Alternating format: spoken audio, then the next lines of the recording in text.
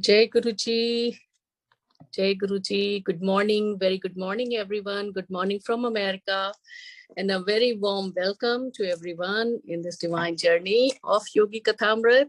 Hope everyone is doing fine with Guruji's grace. Just now we experienced an extended session of meditation, which is for mind, body, and soul. Meditation is not only some sort of physical exercise, and it's not only for the body, it's psychosomatic. It heals you at different levels: mind, body, and soul, mentally, emotionally, spiritually.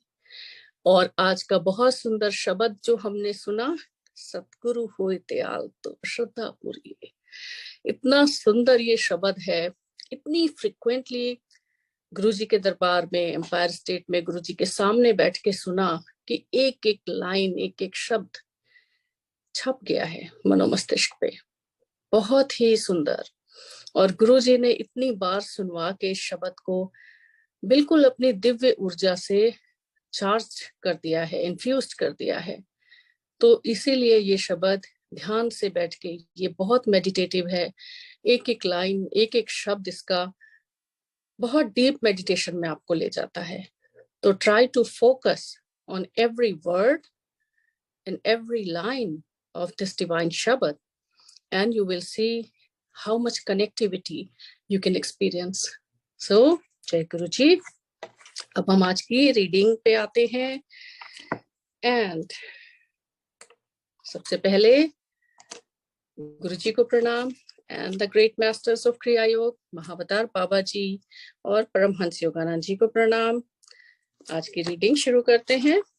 तो कल हमने जो chapter हम पढ़ रहे थे, दक्षिण भारत में एक काव्यात्मक दृश्य, वो था प्रकरण 41, चैप्टर 41, जिसको हमने पढ़ा था काफी, लेकिन अभी और पेजेस हैं उसमें, तो उसे हम कंप्लीट करेंगे पहले, then will start the new chapter. तो कल हमने देखा कि योगानंद जी कैसे इंडिया में अपनी दक्षिण भारत की यात्रा में हैं। उन्होंने वृंदावन गार्डन्स जो है मैसूर में, और चामुंडी देवी मंदिर हैं, वहां का दर्शन किया। और उसके बारे में मिस्टर राइट जो हैं योगानंद जी के सहायक, उन्होंने अपनी ट्रैवल डायरी में काफी बहुत अच्छा वर्णन किया, वेरी नाइसली एक्सप्लेन्ड। और उसके बाद थोड़ा बात हुई, योगानंद जी ने मनुस्मृति और जो वर्ण व्यवस्था है वो ओरिजिनली कैसी थी और बाद में कैसे डिफॉर्म हो गई, उसके बारे में थोड़ा बताया। तो अब उसी में आगे पढ़ेंगे।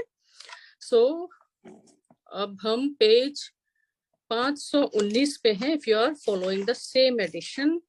अदरवाइज ये हम चैप्टर 41 यानी प्रकरण 41 में दक्षिण भारत में एक काव्यात्मक दृश्य, इसके पेज 519 में है।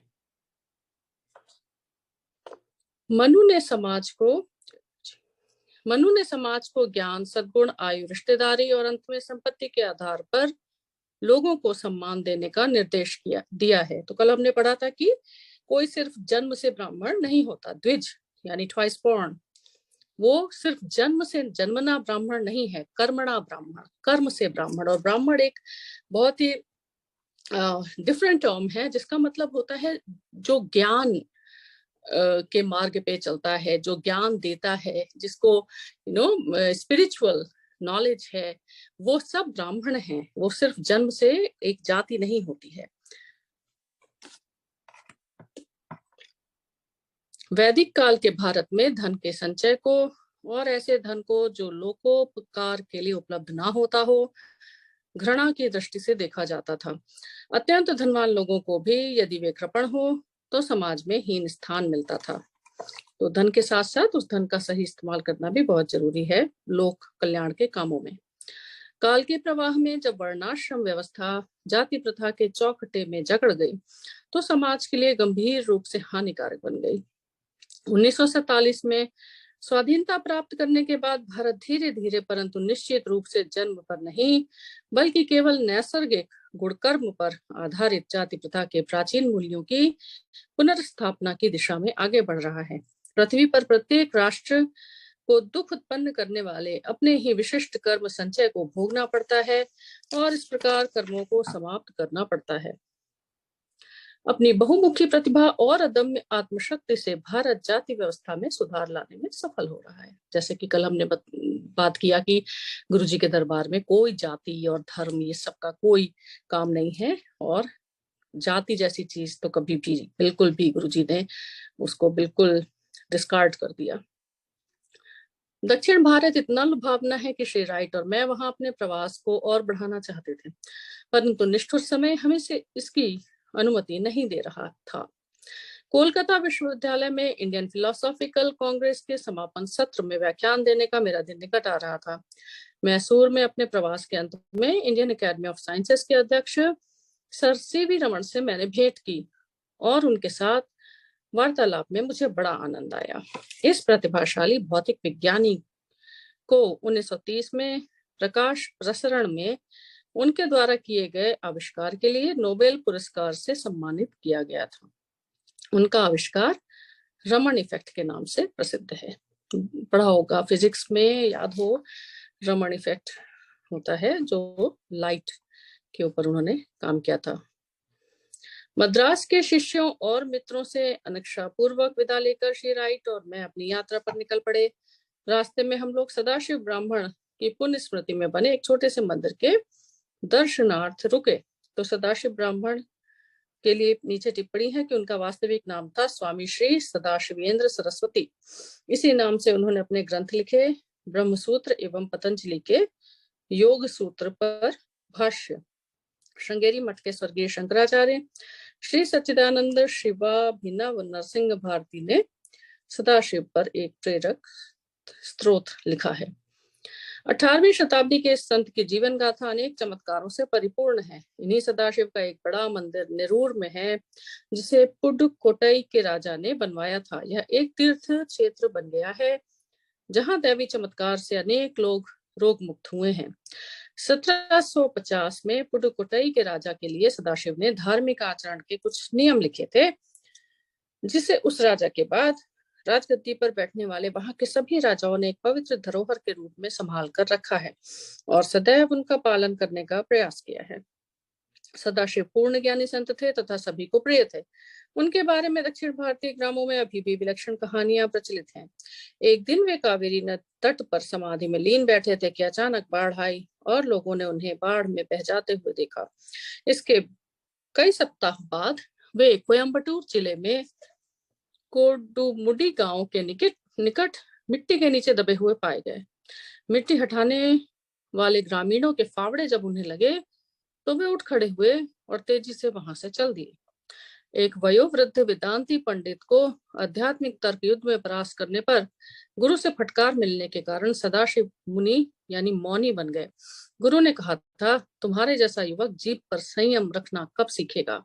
आपके आशीर्वाद से अभी इसी क्षण से। सदाशिव के गुरु स्वामी श्री परम शिवेंद्र सरस्वती थे, जिन्होंने दहर विद्या प्रकाशिका लिखी है तथा उत्तर गीता पर भी एक टीका लिखी है। कुछ संसारी लोग भगवत प्रेम में मस्त होकर प्राय सड़कों पर लाज शर्म छोड़कर नाचते सदाशिव को देखकर आहत हुए। उन्होंने विद्वान गुरु के पास जाकर शिकायत की, महाराज, सदाशिव पागल से अधिक कुछ नहीं है। परंतु परम शिवेंद्र महाराज ने आनंद के साथ मुस्कुराकर कहा, आहा, काश यदि सभी इस प्रकार के पागल बन सकते। सदाशिव के जीवन में भगवान के हस्तक्षेप की अनेक विलक्षण और सुंदर घटनाएं घटित हुई। इस संसार में बहुत सा न्याय प्रतीत होता है, परंतु भगवत भक्त ईश्वर के तत्क्षण न्याय के असंख्य प्रसंगों के साक्ष्य दे सकते हैं। समाधि अवस्था में मग्न सदाशिव एक रात एक धनी गृहस्थ के अनाज गोदाम के पास आकर रुक गए। पहले से चोरों की तलाश कर रहे 3 नौकरों ने उन्हें देख लिया और उन पर वार करने के लिए अपनी लाठियां उठाई, और आश्चर्य, उनके हाथ ऊपर ही उठे रह गए। भोर में सदाशिव के वहां से जाने तक वे तीनों मूर्तियों के समान वैसे ही हाथ ऊपर उठाए खड़े रहे। एक बार मजदूरों के एक सरदार ने मजदूरों के साथ इस संत को भी जबरदस्ती लकड़ी ढोने के काम में लगा दिया। मौनी संत ने विनम्रता पूर्वक वह बोझ ढोया और नियत स्थान पर पहुंचने पर जैसे ही उन्होंने वहां लगाए हुए विशाल ढेर पर अपनी लकड़ियां रख दी, पूरे ढेर में से अग्नि ज्वालाएं फूट पड़ी। त्रलंग स्वामी की तरह ही सदाशिव भी कोई वस्त्र धारण नहीं करते थे। एक दिन सुबह अनवधान से वे एक मुसलमान सरदार के तंबू में पहुंच गए। दो महिलाएं चीख पड़ी। सरदार ने अपनी तलवार से सदाशिव पर वार कर दिया। सदाशिव का हाथ कटकर जमीन पर गिर गया। यह सब उनके ध्यान में भी नहीं आया और निर्विकार भाव से वे वहां से चल दिए। आश्चर्य मिश्रित भय और पश्चाताप से दग्ध हुए मुसलमान सरदार ने जमीन पर पड़ा हाथ उठाया और सदाशिव के पीछे चल पड़ा। सदाशिव ने वह हाथ लेकर उसे रक्तस्राव होते ठूंठ में घुसा दिया। मुसलमान सरदार ने विनम्र होकर जब आध्यात्मिक उपदेश की याचना की तो सदाशिव ने अपनी उंगली से रेत पर लिखा, जो करने की इच्छा हो वह मत करो, तब तुम जो चाहोगे वह कर सकोगे। How beautiful. इसको तो जैसे प्रेरक वाक्य होते हैं, मोटिवेशनल कोट्स, उस तरह से लिख के रखना चाहिए। और इट्स वेरी डीप एक्चुअली। जो करने की इच्छा हो वह मत करो, तब तुम जो चाहोगे वह कर सकोगे।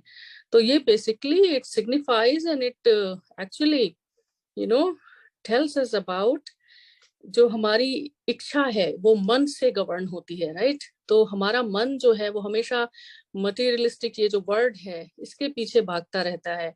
जो इच्छाएं हैं वो हमेशा यही चाहेंगी, जो 5 सेंसेस हैं वो हमेशा अपने जो सेंसरी एक्सपीरियंसेस हैं, ऑब्जेक्ट्स हैं, उन्हीं के पीछे भागती रहती हैं। तो जो करने की इच्छा हो मतलब कि जो मन है और जो सेंसरी एक्सपीरियंसेस हैं, अगर उनको नहीं करें तब तुम जो चाहोगे वह कर सकोगे। मतलब जो हमारा रियल आत्म स्वरूप है, हमारी सोल है, वो तो कुछ और चाहती है। वो चाहती है मेडिटेशन करना, वो चाहती है स्पिरिचुअल होना, लेकिन जो मन है वो उसे होने नहीं देता। तो अगर जो करने की इच्छा हो वह मत करो, यानी कि मन का कहना मत मानो, तब तुम जो चाहोगे वह कर सकोगे। यानी जो हम सच में चाहते हैं, जो हमारी सोल है, it's craving for that spiritual experience. इस संत के प्रभाव से मुसलमान मन की शुद्ध अवस्था में पहुंच गया था। इसलिए इस परस्पर विरोधी प्रतीत होते उपदेश के सही अर्थ को उसने समझ लिया कि अहंकार पर विजय के द्वारा ही आत्मा की मुक्ति होगी। सी द ईगो, मन, बुद्धि, ये जो है ये अहंकार को रिप्रेजेंट करते हैं। तो ईगो जो है, that feeling of of your being, that ego, उस पर विजय के द्वारा ही आत्मा की मुक्ति होगी। इस छोटे से उपदेश का आध्यात्मिक आघात इतना शक्तिशाली था कि वह योद्धा सदाशिव का उन्नत शिष्य बन गया। अपने पुराने रास्तों पर वह फिर कभी नहीं लौटा।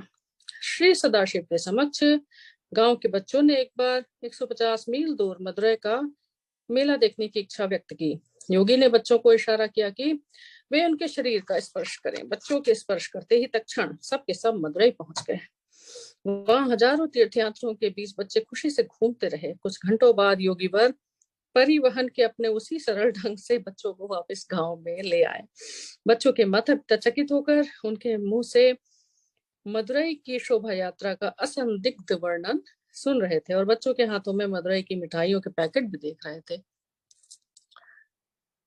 एक लड़के को इस कहानी पर विश्वास नहीं हुआ। उसने बच्चों की बातों का और सदाशिव का उपहास किया। अगली बार जब श्रीरंगम में मेला लगा तो वह लड़का सदाशिव के पास गया।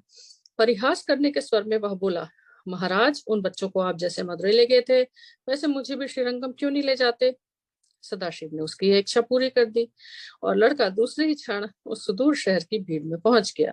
पर जब वह वापस लौटना चाहता था तो अफसोस, संत महाराज कहाँ थे। आखिर पदयात्रा के साधारण माध्यम का अवलंबन कर उस लड़के को थक हार कर अपने घर पहुंचना पड़ा। तो ये टेलीपोर्टिंग जैसे महान योगियों के लिए कुछ भी असंभव नहीं होता है। तो जैसे टेलीपैथी होती है, मन से कहीं पहुंच जाना, वैसे टेलीपोर्टिंग भी होती है, जिसमें कि जैसे पहले पुराणों में या ये जो माइथोलॉजिकल स्टोरीज थे उसमें पढ़ते थे ना, वो महात्मा प्रकट हो गए वहां पे। तो वो प्रकट कैसे हो गए, क्योंकि वो टेलीपोर्ट करके अपनी बॉडी को वहां पे ले आए। तो उसी तरह से जो सिद्ध महान योगी होते हैं उनके लिए ये भी मुश्किल नहीं होता है और वो दूसरों को भी ये अनुभव करा सकते हैं एस्ट्रल ट्रेवल्स का। दक्षिण भारत से निकलने से पहले श्री राइट और मैं श्री रमन महर्षि से मिलने के लिए तिरुवन्नामलई के पास पावन अरुणाचल पर्वत की तीर्थ यात्रा करने गए। श्री रमन महर्षि ने अत्यंत प्रेम पूर्वक अपने आश्रम में हमारा स्वागत किया और पास ही रखे ईस्ट वेस्ट पत्रिका के ढेर की ओर हाथ दिखाया। हम जितने समय तक उनके पास उनके शिष्यों के साथ रहे, उसमें अधिकांश समय महर्षि मौन ही रहे। उनके मुखमंडल पर ईश्वरीय प्रेम और ज्ञान का तेज था। दुखी मानव को अपनी पूर्णता की विस्तृत अवस्था को पुनः प्राप्त करने के लिए श्री रमन का यह उपदेश है कि उसे निरंतर अपने आप से यह प्रश्न करना चाहिए, मैं कौन हूँ? सचमुच बहुत बड़ा प्रश्न।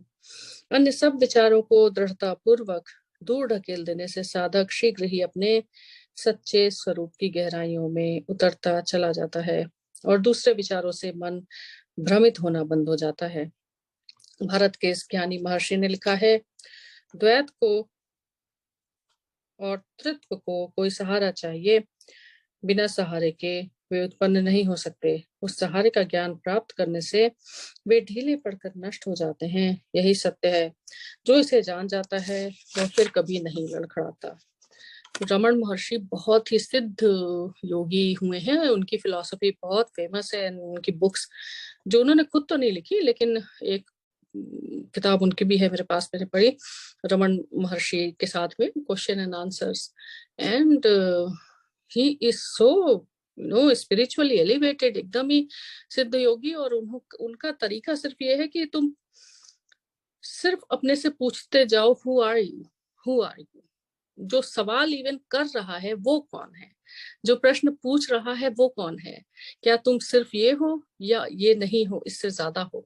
अगर तुम जब सो जाते हो तो स्वप्न में कौन रहता है। इस तरह से उन्होंने लॉजिकल वे में सिद्ध कर दिया बिल्कुल कि हम सिर्फ ये इतने भर नहीं होते हैं, ये शरीर और ये कर्मेंद्रियां, ये ज्ञानेंद्रियां, we are way beyond this. Like it's not that we are human beings having a spiritual experience. It's like we are spiritual beings having human experience. Beautiful. And the teleporting and the astral travel, Guruji astral travel बहुत करते हैं, trust me। कुछ है संगत जिनको गुरुजी ने ये भी अनुभव दिए हैं एस्ट्रल ट्रैवल के, तो गुरुजी के लिए कुछ भी इम्पॉसिबल नहीं है। इसी के साथ प्रकरण 42 शुरू करते हैं, चैप्टर 42, अपने गुरु के साथ कुछ अंतिम दिन। गुरुजी, आज आपको अकेले देखकर मुझे बहुत खुशी हो रही है। कुछ फल और गुलाब पुष्पों की सुगंध से महक रही टोकरी हाथ में लिए मैं अभी भी श्री रामपुर आश्रम पहुंचा ही था। श्री युक्तेश्वर जी ने दीन भाव से मेरी ओर देखा। तुम्हारा प्रश्न क्या है? गुरुदेव कमरे में नजर दौड़ा रहे थे, मानो बच निकलने का कोई रास्ता ढूंढ रहे हो। गुरुजी, मैं हाई स्कूल का एक युवा विद्यार्थी था जब आपके पास आया था। अब मैं प्रौढ़ हो गया हूँ, यहाँ तक कि एक दो बाल भी अब सफेद हो गए हैं। आपने हमारे मिलन के प्रथम क्षण से लेकर अब तक सदा ही अपने मूक प्रेम की वर्षा मुझ पर की है। पर क्या आपके ध्यान में ये बात आई कि केवल उस दिन पहले दिन ही आपके मुंह से निकला था, मैं तुमसे प्रेम करता हूँ? मैं याचना भरी दृष्टि से उनकी ओर देख रहा था। How beautiful. एंड ये जो शब्द है कि अब तक सदा ही अपने मूक प्रेम की वर्षा मुझ पर की है, silent love. See the language of God and the language of love is silence. गुरुजी कभी भी नहीं बोलते थे इसीलिए, और उनका ना बोलना ये नहीं था कि he doesn't care. In fact, he cares more if he doesn't have to say anything to you. That means कि बिना बोले ही आपके और उनके बीच में इतना, I would say कि जब बोलने की जरूरत ही नहीं है तो बोलना क्यों। तो वो मूक प्रेम जो उनका, वो अपनी संगत पे हमेशा रहता है। गुरुदेव ने अपनी दृष्टि झुका ली। योगानंद मूक हृदय की गहराइयों में सुरक्षित बैठी प्रगाढ़ प्रेम की सुकुमार भावनाओं को क्या भाव शून्य शब्दों में प्रकट करना आवश्यक है? कितना सुंदर उन्होंने उत्तर दिया युक्तेश्वर जी ने कि मूक हृदय की गहराइयों में सुरक्षित बैठी, यानी जब किसी से ऐसा प्रेम है तो उसको शब्दों की जरूरत नहीं है, वो हृदय की गहराइयों से है। प्रगाढ़ प्रेम की सुकुमार भावनाओं को क्या भाव शून्य शब्दों में प्रकट करना आवश्यक है, यानी सिर्फ मेयर लिप सर्विस की किसी से सिर्फ बोल देने भर से। ऐसे तो बहुत सारे कितने तरह के जो प्रवचन देने वाले दूसरे बाबा लोग होते हैं, वो तो पूरे समय यही बातें करते हैं, but that doesn't qualify them for being a सद्गुरु। गुरुजी, मैं जानता हूँ कि आपको मुझसे बेहद प्यार है, फिर भी मेरे नश्वर कान आपके मुख से उन शब्दों को सुनने के लिए तरसते हैं। जैसी तुम्हारी इच्छा। अपने वैवाहिक जीवन में मुझे एक पुत्र की चाह थी, ताकि मैं उसे योग मार्ग की शिक्षा दे सकूं, परंतु जब तुम मेरे जीवन में आए तब मैं संतुष्ट हो गया। तुम में मुझे मेरा बेटा मिल गया। श्री युक्तेश्वर जी की आंखों में दो स्पष्ट अश्रुबिंदु छलक आए। योगानंद, मुझे सदा ही तुमसे प्यार रहा है और सदा ही रहेगा। कितना इमोशनल मोमेंट। आपके इन शब्दों ने मेरे लिए स्वर्ग के सारे द्वार खोल दिए हैं। मुझे ऐसा लगा मानो मेरे हृदय पर से एक भारी बोझ हट गया हो। वैसे उनके शब्दों से वह बोझ सदा के लिए जैसे उनके शब्दों से वह बोझ सदा के लिए पिघल कर बह गया हो। मैं जानता था कि वे आत्मस्थ हैं और भावुकता के लिए उनके स्वभाव में कोई स्थान नहीं था, फिर भी उनकी खामोशी का अर्थ मैं समझ नहीं पाता था। कभी कभी मुझे लगता था कि उन्हें संतुष्ट करने में मैं विफल हुआ था। उनके विलक्षण स्वभाव को पूरी तरह पहचानना कठिन था। उनका स्वभाव गंभीर, स्थिर और बाह्य जगत के लिए अनधिगम्य था, जिसके सारे मूल्यों को कब के पीछे छोड़कर वे आगे बढ़ गए थे। कुछ दिन बाद मैंने कोलकाता के अल्बर्ट हॉल में विशाल श्रोता समुदाय के सामने व्याख्यान दिया। उस अवसर पर श्री युक्तेश्वर जी संतोष के महाराजा और कोलकाता के मेयर के साथ मंच पर बैठने के लिए सहमत हो गए। गुरुदेव ने मुझसे कुछ कहा तो नहीं, पर मैं व्याख्यान के दौरान बीच बीच में उनकी ओर देख रहा था और मुझे लगा कि वे प्रसन्न हैं। फिर श्री रामपुर कॉलेज से स्नातक हुए लोगों के सामने व्याख्यान देने का प्रसंग आया। जब अपने पुराने सहपाठियों पर मेरी दृष्टि पड़ी और उनकी दृष्टि अपने पुराने पागल सन्यासी पर पड़ी। If you remember, Yogananda ji को इसी निकनेम से, इसी नाम से वो लोग चिढ़ाते थे, टीज करते थे, पागल सन्यासी। वो ध्यान लगाए बैठे रहते थे। तो आनंद अश्रु सारा संकोच छोड़कर प्रकट हो गए। दर्शन शास्त्र के मेरे मधुर भाषी प्रोफेसर डॉक्टर घोषाल मेरा अभिनंदन करने के लिए सामने आए। हमारी पुरानी सारी गलतफहमियां काल के इंद्रजालिक स्पर्श से विलय हो चुकी थी। ये डॉक्टर घोषाल वही थे ना जिन्होंने उनका टेस्ट पेपर, एग्जाम पेपर जो कहा था कि वो पास नहीं होंगे। दिसंबर के अंत में श्री रामपुर आश्रम में दक्षिणायन प्रारंभ का महोत्सव मनाया गया। हमेशा की तरह आसपास के स्थानों से और दूर दराज से श्री युक्तेश्वर जी के शिष्य एकत्रित हुए। भक्तिपूर्ण संकीर्तन, कृष्ण दा का मधुर गायन, आश्रमवासी बालक युवा शिष्यों द्वारा तैयार किया गया और परोसा गया महाप्रसाद, आश्रम के आंगन में तारों के छत्र के नीचे खचाखच भरे शिष्य समुदाय के सामने गुरुदेव का अत्यंत प्रेरणाप्रद प्रवचन। सारी पुरानी स्मृतियां फिर जाग उठी। बीते वर्षों के वे आनंदपूर्ण उत्सव, परंतु आज रात कुछ नया भी होने वाला था। योगानंद, आज की सभा में तुम प्रवचन करो अंग्रेजी में। यह दोहरा अनोखा आदेश देते समय श्री युक्तेश्वर जी की आंखों में चमक आ गई थी। कहीं वे मेरे प्रथम व्याख्यान के पहले जहाज पर हुई मेरी दुर्दशा का तो विचार नहीं कर रहे थे। जब जहाज पे अमेरिका जा रहे थे योगानंद जी, और पहली बार जब दिया था तो कैसे बिल्कुल ही अंग्रेजी में व्याख्यान देते समय वो बिल्कुल फ्रीज हो गए थे। और बाद में फिर 10 मिनट बाद फिर his guru took over, Yukteshwar ji, and then he was so fluent. वहां उपस्थित अपने गुरु भाइयों को मैंने यह किस्सा सुनाया और अंत में अपने गुरु के प्रति कृतज्ञता व्यक्त करते हुए भक्ति निवेदन के साथ अपना प्रवचन समाप्त किया।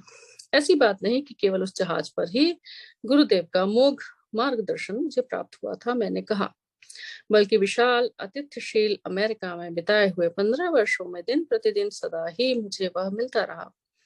जब सब लोग चले गए तो श्री युक्तेश्वर जी ने मुझे उसी शयन कक्ष में बुलाया जहां इस प्रकार के उत्सव के बाद केवल एक बार उनके साथ सोने की अनुमति मुझे मिली थी।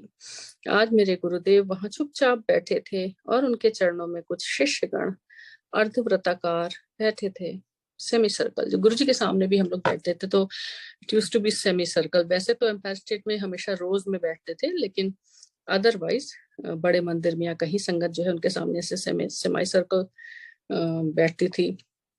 योगानंद, क्या तुम अभी कोलकाता लौट रहे हो? पर कल यहाँ अवश्य आ जाना, मुझे तुम्हें कुछ बताना है। दूसरे दिन दोपहर को कुछ आशीर्वचनों के साथ श्री युक्तेश्वर जी ने मुझे संन्यास की उच्चतर पदवी परमहंस प्रदान की।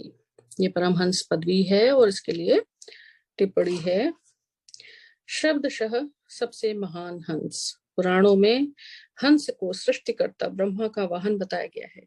हंस के बारे में कहा जाता है कि वह दूध और पानी के मिश्रण से दूध अलग कर सकता है, जिसको बोलते हैं ना निर्चीर विवेक, यानी दूध से पानी अलग करना। इस प्रकार हंस आध्यात्मिक विवेचन या आध्यात्मिक विवेक बुद्धि का प्रतीक है। अहम सह अथवा हंस का शब्दशः अर्थ है मैं वह हूँ। इन शक्तिशाली संस्कृत शब्दों का श्वास और प्रश्वास के साथ स्पंदनात्मक संबंध है। इस प्रकार मनुष्य अपने श्वासोच्छ्वास के साथ अनजाने में अपने अस्तित्व के सत्य का प्रतिपादन करता रहता है, मैं वह हूँ। तो जब हम सांस लेते हैं ना, तो सोहम की ध्वनि आती है ना, सोहम हंस। ये अगर उसको उल्टा कर दे तो हंस, यानी कि उसका शाब्दिक अर्थ है मैं ही वह हूँ। I am the divine flame, I am the divine light. ये हम सांसों के साथ पूरे समय ब्रीदिंग करके, इसीलिए जो ब्रीदिंग प्राणायाम होता है जिसमें कुछ नहीं करना होता है, सिर्फ बैठ के अपनी ब्रीदिंग को वॉच करना है, ऑब्जर्व करना है, वो यही होता है। जैसे शब्द भी है ना, नुसरत फतेह अली खान की कवाली भी है, सांसों की माला पे श्वासों की माला पे सिमरा में पी का नाम।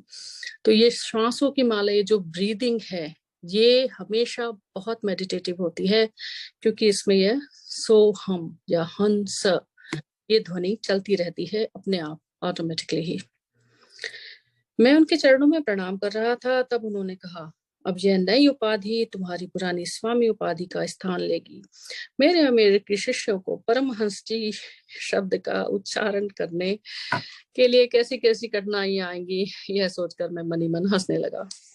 इसमें टिप्पणी है कि सर के संबोधन का सहारा लेकर अमेरिकी शिष्यों ने परमहंस जी कहने की कठिनाई से अपने को बचा लिया। इस संसार में अब मेरा कार्य पूरा हो गया है, अब तुम्हें ही इसे आगे चलाना है। गुरुदेव शांत स्वर में कह रहे थे। उनकी आंखें शांत और सौम्य थी। मेरा हृदय भयाकुलता से धड़कने लगा। वे आगे कहते गए, पुरी के हमारे आश्रम का कार्यभार संभालने के लिए किसी को भेज दो।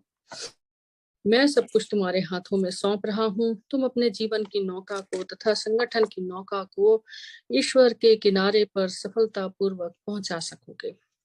अश्रुपात करते हुए मैंने उनके चरणों का आलिंगन किया। वे उठ खड़े हुए और अत्यंत प्रेम के साथ उन्होंने मुझे आशीर्वाद दिया। दूसरे दिन मैंने रांची से एक साधक स्वामी सेवानंद को बुला लिया और उन्हें पुरी के आश्रम का कार्यभार ग्रहण करने के लिए वहां भेज दिया। बाद में गुरुदेव ने अपनी भू संपत्ति की व्यवस्था करने के संबंध में कानूनी पहलुओं पर मेरे साथ चर्चा की। उन्हें चिंता थी कि उनके देह त्याग के बाद उनके रिश्तेदार उनकी संपत्ति पर अपना हक बताएंगे, और वे ये नहीं चाहते थे। उनकी इच्छा थी कि उनके दो आश्रम और अन्य संपत्ति केवल लोकोपकारी कार्यों के ही काम में लगाई जाए।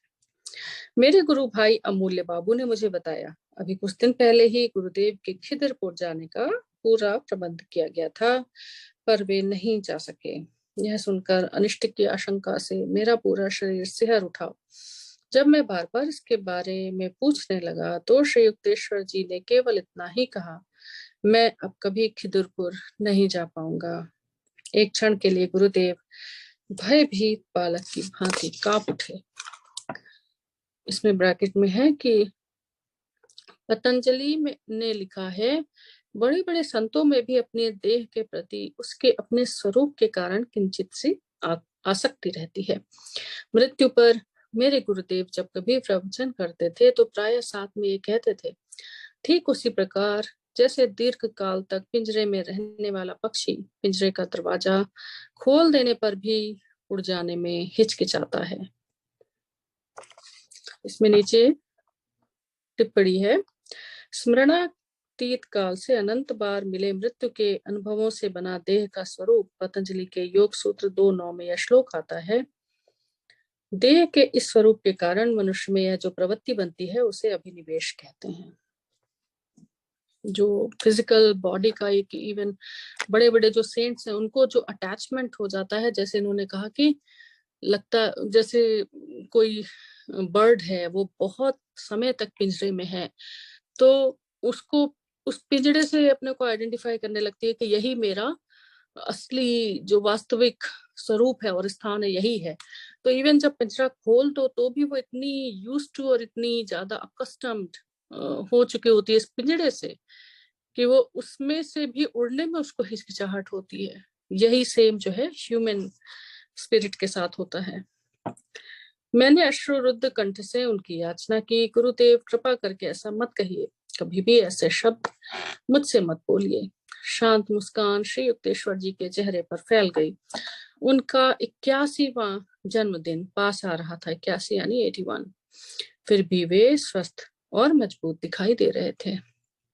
दिन प्रतिदिन अपने गुरुदेव के प्रेम की वर्षा में नहाते हुए, जो शब्दों में तो प्रकट नहीं होती थी परंतु मन को जिसका तीव्र बोध होता था, मैंने अपने मन से उनके द्वारा अपने देह त्याग के बारे में दिए गए विविध संकेतों को निकाल दिया। गुरुदेव, इस महीने में प्रयाग में कुंभ मेला लग रहा है। मैंने एक बंगाली पंचांग में दी हुई कुंभ मेले की तिथियां उन्हें दिखाई।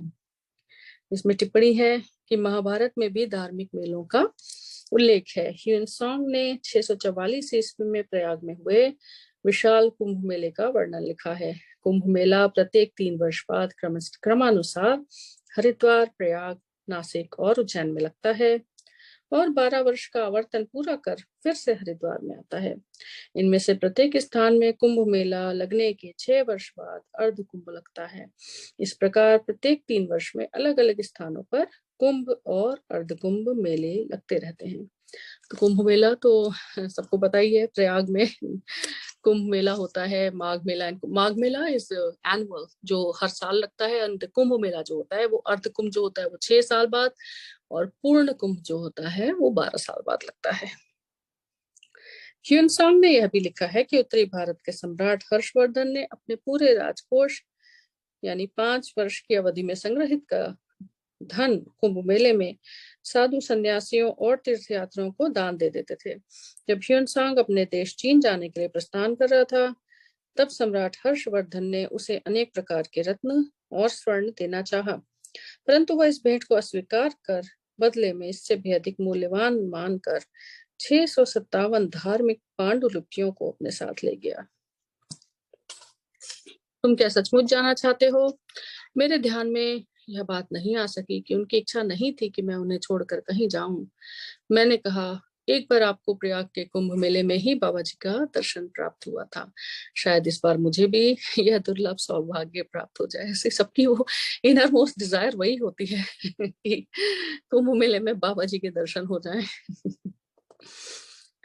मुझे नहीं लगता कि वहां तुम्हें उनका दर्शन होगा। मेरे गुरु चुप हो गए। मेरी योजनाओं में वे बाधा नहीं डालना चाहते थे। जब दूसरे दिन मैं कुछ लोगों को साथ लेकर प्रयाग जाने के लिए निकल रहा था, तब गुरुदेव ने अपने स्वाभाविक ढंग से मुझे आशीर्वाद दिया। स्पष्ट है कि श्री युक्तेश्वर जी के व्यवहार में निहित संकेतों का अर्थ ही मेरे ध्यान में नहीं आ रहा था, क्योंकि भगवान मुझे अपने गुरु के महाप्रयाण की घटना को असहाय होकर देखते रहने के लिए विवश होने से बचाना चाहते थे। मेरे जीवन में यह हमेशा ही हुआ है कि जब कभी मेरे किसी प्रियजन की मृत्यु हुई, तब भगवान ने सहानुभूति पूर्वक मुझे उस स्थान से दूर ही रखा। तो उसमें नीचे टिप्पणी है, अपनी माँ, बड़े भाई अनंत, सबसे बड़ी बहन रमा, गुरुदेव, पिताजी तथा अन्य अनेक आत्मीय स्वजनों की मृत्यु के अवसरों पर मैं उनके पास उपस्थित नहीं था। मेरे पिताजी का सन 1942 में कोलकाता में 89 यानी 79 वर्ष की आयु में स्वर्गवास हुआ।